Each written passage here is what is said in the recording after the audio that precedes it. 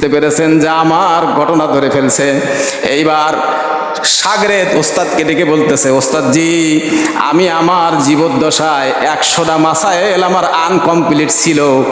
আপনি আমার কারগুজারিটা শুনে, আপনার খানা যখন আমি খাইতেছিলাম ঘরের ভিতরে এমন বরকতের ঝলক পাইতেছিলাম, এই বরকতের ঝলকে আমি 7 যুবকের খাবার খেয়ে ফেলছি। এরপরে ঘরের মধ্যে ঘুম যেতে পারি নাই, ঘুম আমার চোখে আসে নাই। আপনার খানা যখন আমি খাইলাম, এই খানা খেয়ে সারা রাত আমার মালিকের সাথে দিদার করেছি। আর এই দিদার করতে গিয়ে আমার ফারদার কোনো দ্বিতীয় কোনো ওযুর প্রয়োজন হয় নাই। এক ওযু দিয়ে আমি আমার তাহাজ্জুদ কমপ্লিট করে ফজরের নামাজ কমপ্লিট করেছি। এবার ওস্তাদ সাগরেদকে বুকের সাথে জড়িয়ে ধরে ডেকে বলে, আমি আমার মাথার পাগড়িটা তোমার মাথায় দিয়েছিলাম, আমি মনে করছি আমার পাগড়ি ব্যর্থ হয়ে গেছে, আজকে দেখলাম তুমি আমার পাগড়ি নিয়ে জামানার সব চাইতে বড় ওলি হিসাবে বিজয়ী হয়েছ। এই আলা মুহাম্মাদিন নবিয়্যিল উম্মিয়্যি ওয়া আলা আলিহি ওয়া সাল্লিম তাসলিমা। আল্লাহুম্মা সাল্লি আলা মুহাম্মাদিন নবিয়্যিল উম্মিয়্যি ওয়া আলা আলিহি ওয়া সাল্লিম তাসলিমা। ইন্নাল হামদালিল্লাহি নাহমাদুহু ওয়া নুসাল্লি আলা রাসূলিহিল কারীম। আম্মা বা'দু ফাআউযু বিল্লাহি মিনাশ শাইতানির রাজীম। বিসমিল্লাহির রাহমানির রাহিম। ওয়া মিনাল আনআমি হামুলাতাও ওয়া ফারশাও কুলু মিম্মা রাযাকাহুমুল্লাহু ওয়া লা তাত্তাবিউ খুতুওয়াতিশ শাইতান ইন্নাহু লাকুম আদুউম মুবিন। وقال رسول الله صلى الله عليه وسلم لا يدخل الجنة لحم نبت من السهود وكل لحم نبت من السهود كان النار أولى به أو كما قال عليه الصلاة والسلام। সকলেই মুহাব্বত নিয়ে আবার কিছু দরুদ শরীফ। আল্লাহুম্মা সাল্লি আলা মুহাম্মাদিন নবিয়্যিল উম্মিয়্যি ওয়া আলা আলিহি ওয়া সাল্লিম তাসলিমা। আল্লাহুম্মা সাল্লি আলা মুহাম্মাদিন নবিয়্যিল উম্মিয়্যি ওয়া আলা আলিহি ওয়া সাল্লিম তাসলিমা। তামাম প্রশংসা ওই মহান রব্বুল আলামিনের দরবারে, যেই মহান রব্বুল আলামিন বিগত 1টি সপ্তাহ জীবিত রেখে, শারীরিক সুস্থতা দান করে, হায়াতে জিন্দা রেখে, সুস্থ সবল অবস্থায় পায়ে হেঁটে বাইতুল্লাহর শাখাওয়াত্র গ্রামের জামে মসজিদে জুমার নামাজের নিসবতে উপস্থিত করে দিলেন। ওই জন্য ওই মহিয়ান গরিয়ান নিখিল জাহানের রব রব্বুল আলামিনের দরবারে শুকরিয়া জ্ঞাপনার্থে সকলেই বলি আলহামদুলিল্লাহ। বিশ্ব মানবতার মুক্তির দূত, শেষ নবী, শ্রেষ্ঠ নবী, বিশ্ব নবী, আখেরি নবী, উম্মতের কান্ডারি মুহাম্মদুর রাসূলুল্লাহ। সকলেই ভক্তি শ্রদ্ধা নিয়ে আবেগের সাথে পড়ি সাল্লাল্লাহু আলাইহি ওয়াসাল্লাম। আমি আপনাদের সামনে আজকে সূরা আনআমের অত্যন্ত গুরুত্বপূর্ণ একটি আয়াত কারিমা তেলাওয়াত দিয়েছি, যে আয়াতের মধ্যে রব্বুল আলামিন বান্দাকে হালাল হারাম সম্বন্ধে অবগত করেছেন। হালাল হারামের বর্ণনা দিতে গিয়া আল্লাহ তাআলা বললেন, ওয়া মিনাল আনআমি হামুলাতাও ওয়া ফারশা কুলু মিম্মা রাযাকাহুমুল্লাহ কুলু মিম্মা রাযাকাকুমুল্লাহু ওয়া লা তাত্তাবিউ খুতুওয়াতিশ শাইতান ইন্নাহু লাকুম আদুউম মুবিন। আর চতুষ্পদ যন্ত্রগুলোর মধ্যে উচ্চ আকৃতি ও খর্বা আকৃতি যা কিছু আল্লাহ তোমাদেরকে প্রদান করেছেন তা থেকে বক্ষণ করো, আর শয়তানের পদাঙ্ক অনুসরণ করিও না, সে তোমাদের প্রকাশ্য দুশমন। সুবহানাল্লাহি ওয়া বিহামদিহি সুবহানাল্লাহিল আযীম। সতর্ক করলেন কে? মহান স্রষ্টা। তাহলে রাসূলুল্লাহ সাল্লাল্লাহু আলাইহি ওয়াসাল্লাম হাদিস শরীফের মধ্যে কি বললেন? লা ইয়াদখুলুল জান্নাতা লাহমুন নাবাতা মিনাস সুহুদ ওয়াকুল্লা লাহমিন নাবাতা মিনাস সুহতি কানান নারু আওলা বিহি। কি বললেন?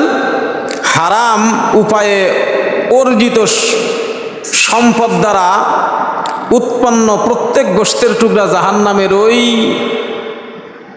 উপযুক্ত। রাসূল সাল্লাল্লাহু আলাইহি ওয়াসাল্লাম যে ঘোষণা দিলেন, এই ঘোষণাটা উম্মতের হারাম থেকে বেঁচে হালালের প্রতি উদ্বুদ্ধ করার জন্য এই ঘোষণা দিলেন। হালাল আর হারাম, হালালের দ্বারা ফায়দা কি? হালালের দ্বারা সর্বপ্রথম 4টা ফায়দা। 1 নম্বর ফায়দা হলো, যে ব্যক্তি হালালের উপর থাকবে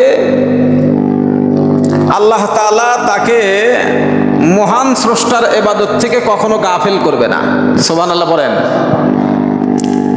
হালাল উপার্জনে উপার্জিত সম্পদ দ্বারা যার বডি তৈরি হবে, তার 1 নম্বর গুণ হবে আল্লাহর ইবাদতে সে গাফলতি করবে না। 2 নম্বর উপকারিতা হলো, ইবাদতের মধ্যে মজা পাবে, ইবাদতের মধ্যে অনীহা তৈরি হবে না। 3 নম্বর উপকারিতা হলো, মহান স্রষ্টার দরবার থেকে জাগতিক জীবনে তাকে পূর্ণাঙ্গ রিজিকের সরবরাহ করা হবে। সুবহানাল্লাহ বলেন। 4 নম্বর যে জিনিসটা থাকবে, আল্লাহ তাআলা সেই 4 নম্বর জিনিসটা মানুষের জন্য অতিরিক্ত ঘোষণা করলেন। এই 3টা স্বাদ যখন সে পাবে, মহান স্রষ্টা বলেন সে কখনো বেঈমান হয়ে মরবে না, ইমানদার হয়ে মরবে। আর ইমানদার হয়ে মরলে লাভ কি? লাভ হলো কবরের জগতে ঢোকার পরেই তার শান্তির একটা ঘুম হবে। সুবহানাল্লাহ বলেন। কিসের ঘুম হবে? কিসের ঘুম হবে বলেন? শান্তির ঘুম। আমার দিকে তাকান, বলেন। আর হারাম থেকে যতক্ষণ না বাঁচবো অতক্ষণ আন্দোলন করেও কাজ হবে না, সংগ্রাম করেও কাজ হবে না। হারাম থেকে আগে বাঁচতে হবে। এই হারাম থেকে বাঁচলে লাভ হবে কি? ইবাদতের স্বাদ পাওয়া যাবে। ইবাদতের যদি স্বাদ পেয়ে যান, যত কষ্টই থাকেন, কখনো লাইনচ্যুত হওয়ার কোনো সুযোগ নেই। মুসলমান ভাইরা খুব ভালো করে খেয়াল করবেন, ভারতবর্ষে এক আল্লাহর বান্দা ছিল, নাম ছিল তার হলো শাহ জি আব্দুল্লাহ। কি নাম ছিল বলেন? আল্লাহওয়ালা মানুষগুলোর নাম শুনলে মুখস্থ করে নেবেন এবং এক সময় দোয়া করতে গিয়ে এই মানুষগুলোর নাম ধরে বলবেন, আল্লাহ তাদেরকে যেভাবে কবুল করেছো আমাদেরকে একটু ওইভাবে কবুল করো। কি বলেন? বলা যাবে না? হাদিস শরীফের মধ্যে আসছে, মা আয়েশা থেকে একটা হাদিস, রাসূলুল্লাহ সাল্লাল্লাহু আলাইহি ওয়াসাল্লাম মা আয়েশা সিদ্দিকার সামনে বর্ণনা করতেছেন। কি বর্ণনা? রাসূল বলতেছেন, হে আয়েশা, উসিলা ছাড়া আল্লাহ কাউকে জান্নাত দেবে না। সুবহানাল্লাহ বলেন। মা আয়েশা বললেন, ইয়া রাসূলুল্লাহ, এই উসিলা কি আপনার জন্য? রাসূল বলে, হ্যাঁ অবশ্যই আমার জন্য। সুবহানাল্লাহ বলবেন না? রাসূলের জন্য যদি উসিলা খুঁজে, যার আগে পিছের কোনো গুনাহ নাই, তাকেও যদি উসিলা খুঁজে জান্নাত দেয়, তাহলে এটা কি পরিমাণ একটা বিশেষ কথা বলেন। এই জন্য ভালো মানুষের কথাগুলা, ভালো মানুষের নীতি নৈতিকতাগুলা আমার আপনার নীতি নৈতিকতায় বাস্তবায়ন করতে হবে। নাম ছিল শাহজি। কি নাম ছিল? শাহজি আব্দুল্লাহ। দেওবন্দ মাদ্রাসা, ভারতের দেওবন্দ মাদ্রাসার সদরুল মুআল্লিমিন হযরত মাওলানা কাসেম নানতুবি রহমতুল্লাহ আলাইহি তার জীবনী বর্ণনা করলেন। সুবহানাল্লাহ বলেন। ভারতবর্ষের সবচেয়ে বড় আলেম, শুধু আলেম না, আমলেও আলেম, এলেমেও আলেম।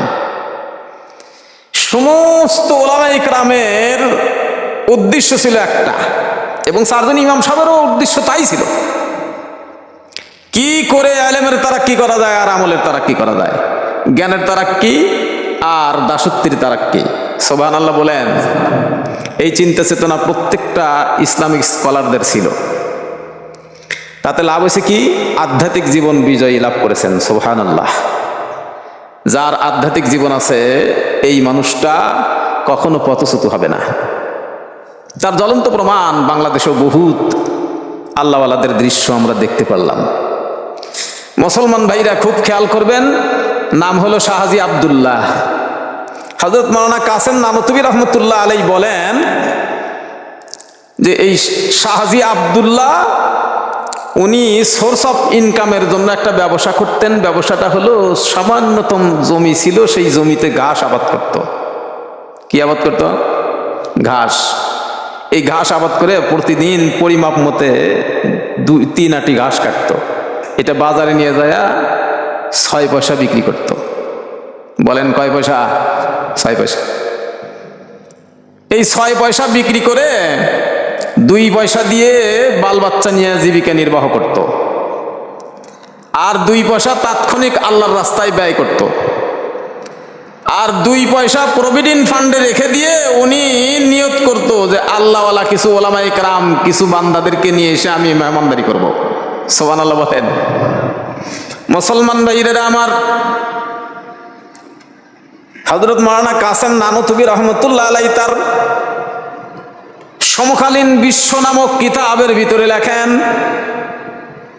এই শাহজির দাওয়াতের অপেক্ষায় ভারতের দেওবন্দ মাদ্রাসার সমস্ত আসাদায়ে ইকরাম অপেক্ষা করত কোন সময় শাহজির পক্ষ থেকে দাওয়াত আসবে, আর সেই দাওয়াতে এক সন্ধ্যে খেয়ে 40 দিন পর্যন্ত আমলের ভিতরে নূর নিয়ে আমল করব। সুবহানাল্লাহ বলেন। কত বড় বড় ওলামায়ে কেরাম, তাদের আশা আকাঙ্ক্ষাটা কি? কোন দিন এই গরিব মহল্লা শাহজির হালাল রিজিকের দাওয়াত আসবে, সেই দিন গিয়ে এক মুঠ খানা খাবো, আর এই খানা খেয়ে 40 দিন পর্যন্ত ইবাদত করব, ইবাদতের মধ্যে নূর বিরাজ থাকবে। মুসলমান ভাইরা আমার, হযরত মাওলানা কাসেম নানতুবি রহমতুল্লাহ আলাইহি বলেন, শাহজির দাওয়াতের অপেক্ষা করতাম। দাওয়াত যখন আসতো আমরা উৎফুল্ল নিয়ে, আনন্দ নিয়ে, মনের ভিতরে আগ্রহ নিয়ে শাহজির দাওয়াত, যত ঝামেলা থাকতো, যত ব্যস্ততা থাকতো, সব ব্যস্ততাগুলানকে উপেক্ষা করে আমরা শাহজির বাড়ি দাওয়াত খেতাম। জোরে কোন সুবহানাল্লাহ। খানা যখন খাইতে যাইতাম, ওনার খানার ইন্তজাম করার পরে ওনার বাসায় গিয়ে যখন খানা খেতাম, সর্বপ্রথম জিজ্ঞাসা করলাম, শাহজি তুমি অত্যন্ত হতদরিদ্র একজন মানুষ, কি করে ওলামায়ে কেরামের খাবারের ইন্তজাম করো?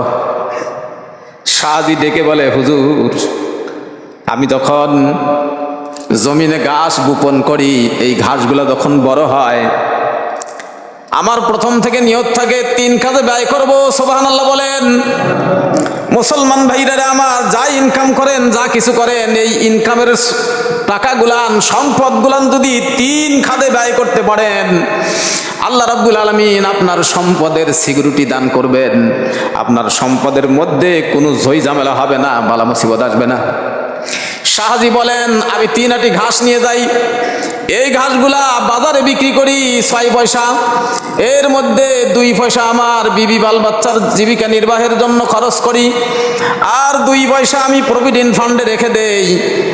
1 বছর পরে আপনাদের মতো ওলামায়ে কেরামের মেহমানদারি করব, আর 2 পয়সা এই সমাজের দরিদ্র, হতদরিদ্র, অনাথ, এতিম, অন্ধদের মধ্যে বিলীন করে দেই।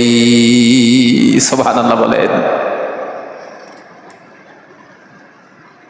হযরত মাওলানা কাসেম নানতুবি রহমতুল্লাহ আলাইহি বলেন, শাহজির সাথে আমি কারগুজারি করতেছি আর খানার দিকে লক্ষ্য করতেছি।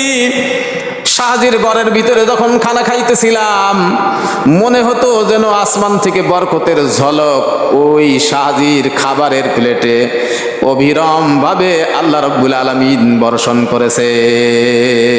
সুবহানাল্লাহ বলেন। হযরত মাওলানা কাসেম নানতুবি রহমতুল্লাহ আলাইহি বলেন, আমি শাহজিকে বুকের ভিতরে ধরে নিয়ে এসে বলতাম, ও শাহজি তুমি তো তোমার জান্নাতের সিকিউরিটি নিয়ে নিয়েছো, কিন্তু আমি কাসেম নানতুবি রহমতুল্লাহ আলাইহি, আমি তো দীর্ঘদিন পর্যন্ত মাদ্রাসার মুদাররিসিনগিরি করেও তোমার মতো মর্যাদা অর্জন করতে পারি নাই। সুবহানাল্লাহ বলেন। হালাল রুজির কি প্রভাব, কি প্রভাব! রাসূল সাল্লাল্লাহু আলাইহি ওয়াসাল্লাম হাদিসের মধ্যে কি বললেন? তাবারানীর হাদিসের ভিতরে বললেন যে হারাম সম্পদের দ্বারা বক্ষণকৃত শরীরের গোশত নিঃসন্দেহে জাহান্নামে যাবে, এর মধ্যে কোনো সন্দেহ নাই, সংশয়ও নাই, উসিলাও হবে না। আল্লাহর নবী জনাবে মুহাম্মদুর রাসূলুল্লাহ সাল্লাল্লাহু আলাইহি ওয়াসাল্লামের স্ত্রী উম্মুল মুমিনিন হযরত মা আয়েশা সিদ্দিকা রাদিয়াল্লাহু তাআলা আনহা ডেকে বলেন, পয়গম্বরকে জিজ্ঞাসা করলেন, পয়গম্বর তাহলে আপনিও উসিলা ছাড়া জান্নাতে যাবেন না, এইটাই যদি হয় তাহলে কিয়ামতের ময়দানে আমি আয়েশার কি অবস্থা হবে? সুবহানাল্লাহ বলেন। এই জন্য উসিলা লাগবে। হযরত মাওলানা কাসেম নানুতুবি রহমতুল্লাহ আলাইহি বলেন, আমি শাহজির বাড়ির দাওয়াত কমপ্লিট করে পরবর্তী সপ্তাহে এক ব্যক্তি এসে শাহজির দাওয়াত খাওয়ান দেখে ওই ব্যক্তিও আমাদেরকে দাওয়াত দিলেন, কিন্তু আমরা জানি না যে ওই ব্যক্তির সোর্স অফ ইনকামটা হারাম পথে। মুসলমান ভাইরা আমার, হযরত মাওলানা কাসেম নানুতুবি রহমতুল্লাহ আলাইহি বলেন, পরবর্তী সপ্তাহে ওই ব্যক্তির দ্বিতীয় সাহেবে দাওয়াতের বাড়ি যখন খাবার খেতে গিয়েছি, খাবার খেতে গিয়ে তার খাবারের প্লেটে বসলাম, আমার প্রথম থেকেই সংশয় ছিল, তারপরেও এক লোকমা খাবার খাওয়ার পরে মনে হলো আকাশের প্রদীপটা নিভে গেল। জোরে কোন সুবহানাল্লাহ। কেমন কলব আর কেমন দিল তৈরি করেছিল যে একজনের খানা দেখলেই তারা বুঝতে পারতো এই খানার ভিতরে নূর আছে, বরকত আছে, আর অপরজনের খানা দেখলেই তারা বুঝতে পারতো এই খানার মধ্যে বরকত নাই, হারাম খানা। মুসলমান ভাইরা, এই চোখটা তৈরি হওয়ার জন্য আল্লাহর পয়গম্বর বলেছেন 3টা গুণধারী মুসলমান হওয়া লাগবে। কয়টা গুণধারী? 3টা গুণ। 3 গুণ যদি কোনো মুসলমানের ভিতরে থাকে, পয়গম্বর বলেন যে কোন গৃহে খানা খেতে গেলেই তার দিলের ভিতরে নাড়া দিবে, তার এলহাম জারি হয়ে যাবে এই খানাটা কেমন খানা। সুবহানাল্লাহ বলেন। রাসূল সাল্লাল্লাহু আলাইহি ওয়াসাল্লাম এবং সাহাবায়ে কেরামের দিলটা এরকম ছিল, মুহাক্কিক বুজুর্গ ওলামায়ে কেরামের দিলটাও এরকম ছিল, মুজাদ্দিদদের দিলটাও এরকম ছিল। মুসলমান ভাইরা খুব ভালো করে বুঝবেন, 2জন ইমাম, একজন হলো ইমাম আহমদ বিন হাম্বল, আর একজন হলো ইমামে শাফি রহমতুল্লাহ আলাইহি। ইমাম শাফি রহমতুল্লাহ আলাইহি ইমাম আহমদ বিন হাম্বলের শাগরেদ, যেমন ওস্তাদ তেমন শাগরেদ। কি বলেন? ওস্তাদও বড়, শাগরেদও বড়। মুসলমান ভাইরা, একজন ওস্তাদ তার শাগরেদের কথা নিজের পরিবারের সংশ্লিষ্ট সদস্যদেরকে কারগুজারি করে করে শুনাইতেছে। ছেলে মেয়েদেরকে ডেকে বলে, তোমরা জানো না ইমাম আহমদ বিন হাম্বলের এলেম কত, আমল কত, তোমরা আমার কাছে শোনো। সুবহানাল্লাহ বলেন।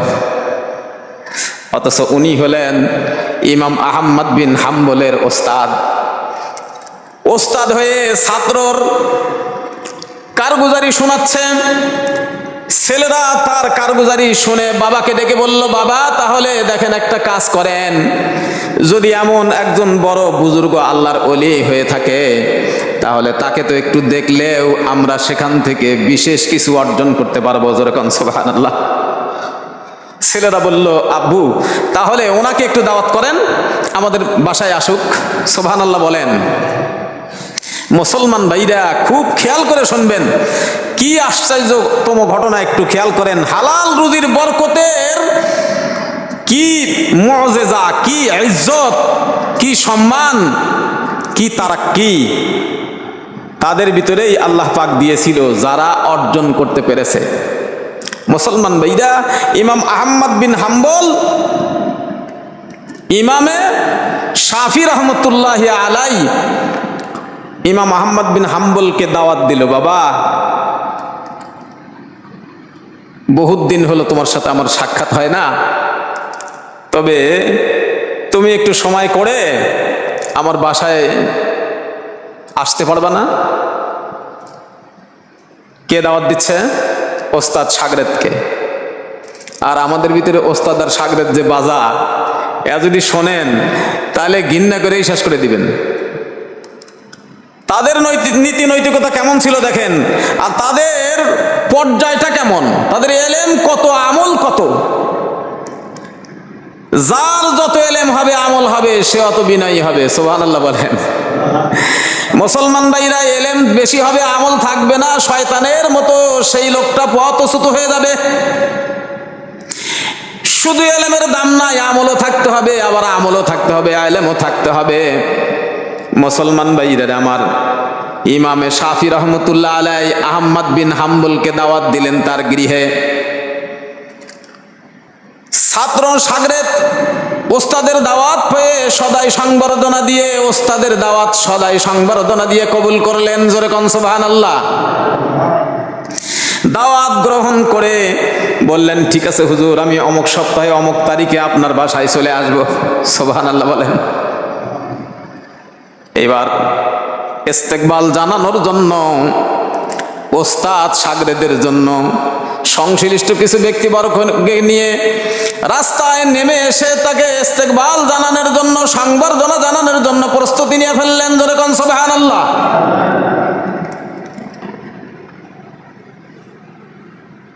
ছেলেমেয়েরা চিন্তা করলো, এত বড় আলিম আমাদের বাড়িতে আসবে মেহমান হয়ে, আজকেই বুঝি আমাদের সুযোগ। সুবহানাল্লাহ বলে।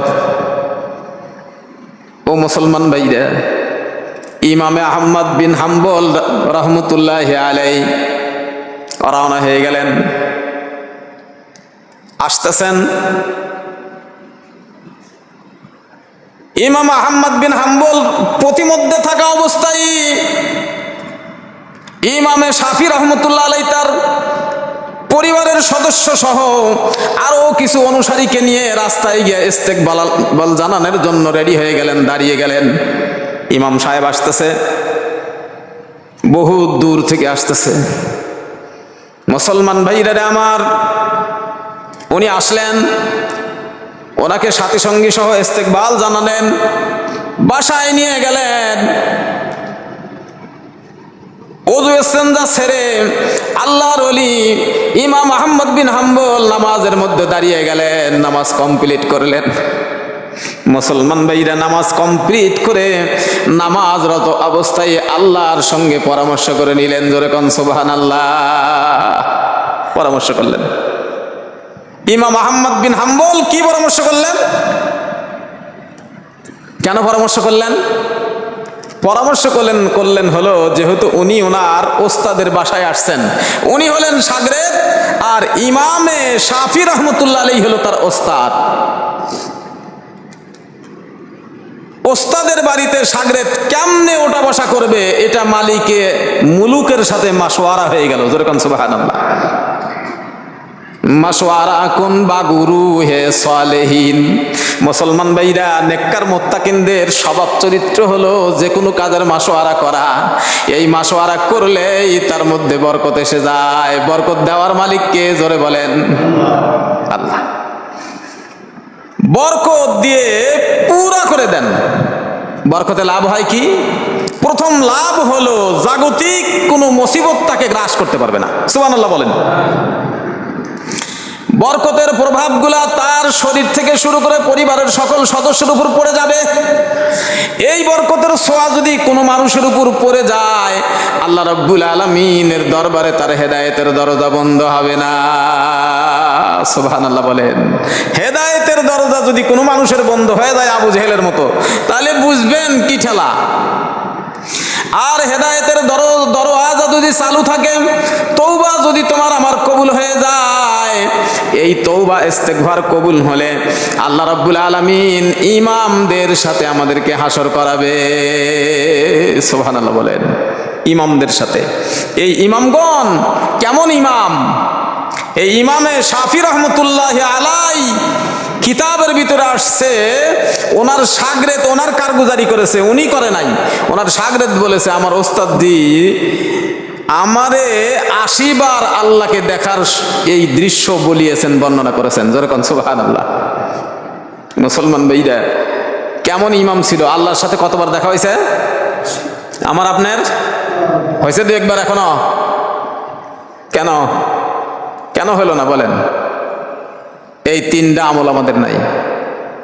আমাদের আছে 5টা আমল, যে 5টা আমলের দ্বারা তাম বিশ্ব জগতের সবচাইতে বড় ক্ষতি সাধন হয়। প্রথম ক্ষতি হলো হেদায়েতের দরজা বন্ধ। প্রথম ক্ষতি কি? জোরে বলেন। হেদায়েতের দরজা বন্ধ। 2 নাম্বার ক্ষতি হলো জাগতিক জীবন সংকীর্ণ হয়ে যাবে। জ্বলন্ত প্রমাণ মুসলিম বিশ্বের মহাগ্রন্থ আল কোরআনুল কারীমের ভিতরে আল্লাহ রাব্বুল আলামিন বর্ণনা দিলেন, ওমান আরাদা আন যিকরি ফাইন্না লাহু মাঈশা। জোরে বলেন না সুবহানাল্লাহ।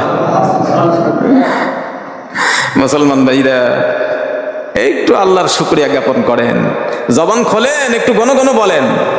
বসে আছেন, জবান থেকে সুবহানাল্লাহ আলহামদুলিল্লাহ আল্লাহু আকবার বলতে থাকেন, বোঝেন আর না বোঝেন। লাভ হবে কি? হেদায়েতের দরজা খুলে যাবে, যা আমরা শুনতেছি। মুসলমান ভাইরা আমার, ইমামে আবু হানিফা রহমতুল্লাহি আলাইহি আল্লাহ রাব্বুল আলামিনকে 100 বার স্বপ্নে দেখেছে আমাদের ইমাম। জোরে কোন সুবহানাল্লাহ। কয়বার? জোরে বলেন কয়বার? এজন্যই তো নিজের সন্তানকে পরোয়া ওস্তাদের কাছে নিয়ে যায় দাঁড়িয়ে সর্বপ্রথম যখন তার সন্তান সূরাতুল ফাতিহা শোনায়া দিল, ইমামে আবু হানিফা রাহমাতুল্লাহি আলাইহি তার সন্তানকে শাগরেদের পাশে নিয়ে দাঁড়ায়া সর্বপ্রথম সেই যুগের 1000 দিরহাম বের করে ওস্তাদের পকেটের মধ্যে ঢুকিয়ে দিলেন। জোরে কোন সুবহানাল্লাহ। ওস্তাদ বললেন, ওস্তাদ জি, ওই ওস্তাদ আবার ইমাম আবু হানিফার ছাত্র। ইমাম আবু হানিফা রাহমাতুল্লাহি আলাইহির সন্তান আবার সেই ছাত্রের ছাত্র। জোরে কোন সুবহানাল্লাহ। কেমন সম্পর্ক দেখছেন? এক কথা মনে রাখেন, উসিলা ছাড়া জান্নাতে যাওয়ার কোনো সুযোগ আছে? আপনারা হয়তো পাবেন, বেঙ্গলি গ্রামের মানুষ কিছুই করছেন না, যে উসিলা ছাড়া জান্নাতে যাওয়া যাবে? যাওয়া যাবে। উসিলা ছাড়া জান্নাতে যাওয়ার কোনো সুযোগ নেই, লাগবেই একটা উসিলা। তবে হ্যাঁ, আপনাদের যে আমাদের যে উসিলা আছে, এই উসিলা তামাম বিশ্ব জগতের কোনো উম্মতের থাকবে না। সুবহানাল্লাহ পড়ছেন? কিরকম উসিলা? মুসলমান ভাইরা আমার, আল্লাহর পয়গম্বর পর্যন্ত আসার আগে, আপনি আমার পর্যন্ত আসার আগে আল্লাহ রাব্বুল আলামিন আমাকে আপনাকে অন্য জামানার উম্মতের সাক্ষী হিসেবে আল্লাহ রাব্বুল আলামিন দাঁড় করবেন। যেরকম সুবহানাল্লাহ। এটা কি 4টাখানি কথা? কি বলেন, 4টাখানি কথা? কিন্তু এই সাক্ষী ওরাই দিতে পারবে যারা মুসলিম বিশ্বের মহাগ্রন্থ আল কোরআনুল কারীম অধ্যয়ন করেছে। কোরআন যে জানে না, তার দেহটা হলো উজার বিটা। এই উজার বিটা কোনোদিন সাক্ষী বলতে পারবে না। কোরআনওয়ালা দেহ অন্য নবীর উম্মতের সাক্ষী হবে। এটা কত আনন্দ লাগবে হাসর যেদিন কায়েম হবে। ও মুসলমান, দেখতে পারবেন সেদিন আপনার আমার মতো কপাল পোড়া হাসরের ময়দানে আর একটাও নাই। এখনো ফিরে আসি, এখনো ঘুরে আসি, এখনো চিন্তা করি, এখনো মেমোরির মস্তিষ্ক ঘুরাইয়া নিয়ে আসি। আমার আপনার চাইতে শক্তিশালী কত শক্তিধর এই পৃথিবী ছেড়ে হয় আল্লাহর গজবে পড়েছে, নয় আল্লাহর নিয়ামত বক্ষণ করেছে। ও আমার মুসলমান ভাইরা, আল্লাহর নিয়ামত বক্ষণ করেছে সুলাইমান পয়গম্বর, বা সুলাইমান দাদে মুলকে সরওয়ারি, বা সুলাইমান দাদে মুলকে সরওয়ারি, খেদমতে খাতে মাস দাও ও পড়ি। যেরকম সুবহানাল্লাহ। মুসলমান ভাইরা, আযাবার গজবে পড়েছে নমরুদ, আযাবার গজবে পড়েছে হামান, আযাবার গজবে পড়েছে পয়গম্বরের সন্তান হওয়ার পরেও কেনান। ও আমার মুসলমান ভাইরা, বলেন তাহলে কেন পড়েছে? 3 গুণ না থাকার কারণে নবী পরিবার থেকে আল্লাহ রাব্বুল আলামিন বিচ্ছিন্ন করে দিয়েছে। 5টা গুণের ভিতরে 3টা হলো ইম্পর্টেন্ট, 2টা হলো সংশ্লিষ্ট। সংশ্লিষ্ট 2টা গুণের হলো 1 নাম্বার গুণ হালাল রিজেক অন্বেষণ করা। কি রিজেক? জোরে বলেন। যদি হালাল খেতে পারেন তাহলে তামাম বিশ্ব জগতের কেউ আপনার সাথে বিদ্রোহ করে পারবে না, আপনি বিজয়ী হয়ে যাবেন। কেন বিজয়ী হবেন? আপনার এই দেহটার ভিতরে কোনো ভয় থাকবে না। কি থাকবে না? আওয়াজ করে বলেন। ভয় থাকবে না। কেন ভয় থাকবে না?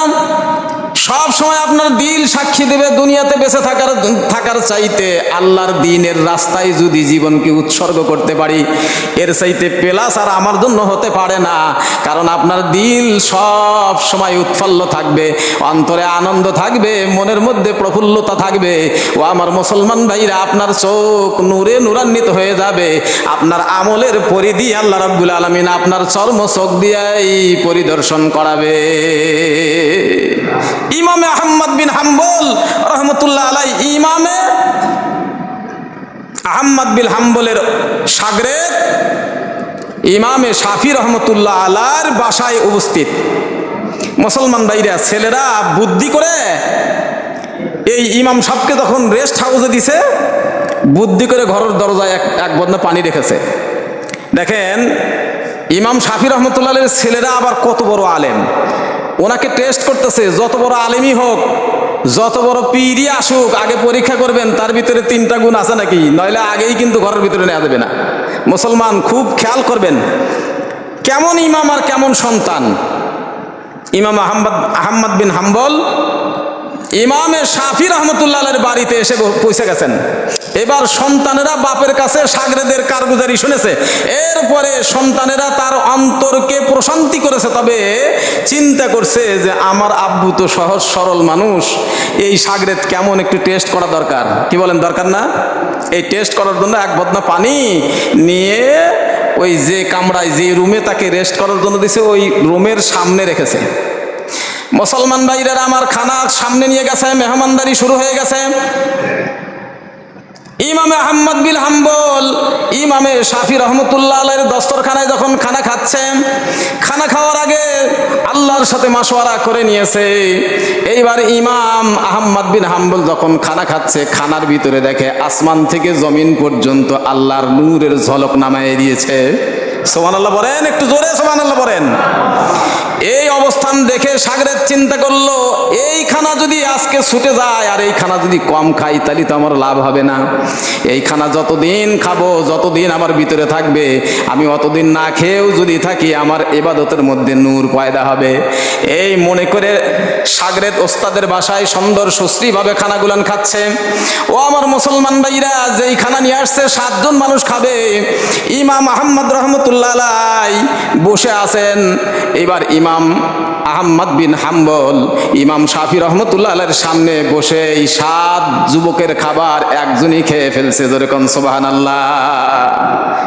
এখন বলেন ওস্তাদের মনটা একটু ছোট হবে কিনা?